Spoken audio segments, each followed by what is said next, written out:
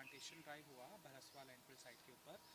वहाँ पर दिल्ली की सीएम रेखा गुप्ता ने एलजी को इस तरह से प्रेज़ किया कि केदारनाथ मंदिर में जब बादल हटा था तो मंदिर बह सकता था, लेकिन एक शिला ने उसको बचाया। उसी तरह से उस सरकार के वक्त एलजी ने एक शिला की तरह काम किया।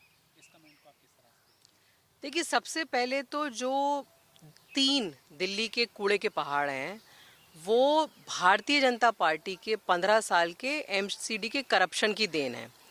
ये वही टाइम था जब रेखा गुप्ता जी खुद काउंसलर थीं। तो जितना भ्रष्टाचार एमसीडी में बढ़ा, उसी तरह से कूड़े के पहाड़ बढ़े।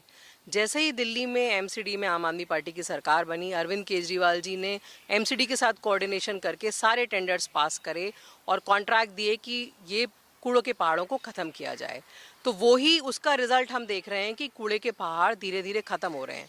रेखा जी को तो अभी कार्यकाल संभाले हुए महीना भर भी नहीं हुआ और ये पहुंच गई वहाँ क्रेडिट लेने के लिए कि कूड़े के पहाड़ इन्होंने कम किए हैं। पहली बात तो कूड़े के पहाड़ जो हैं वो अरविंद केजरीवाल जी की मेहनत की वजह से और उनके डायरेक्शन की वजह से कम हुए हैं। दूसरी बात, एलजी महोदय तो लगातार आप देखिए, कोई भी दिल्ली की सरकार का बढ़िया काम रहा हो, हमेशा उसमें रोड़ा अटकाने का काम इन्होंने किया है जब से दिल्ली में आके इन्होंने कार्यकाल संभाला है। मैं समझ सकती हूँ कि रेखा जी चाहती हैं कि उनकी चापलूसी करें, उनके गुड बुक्स में रहें और इसलिए वो इस तरह की उनको उपाधि दे रही हैं।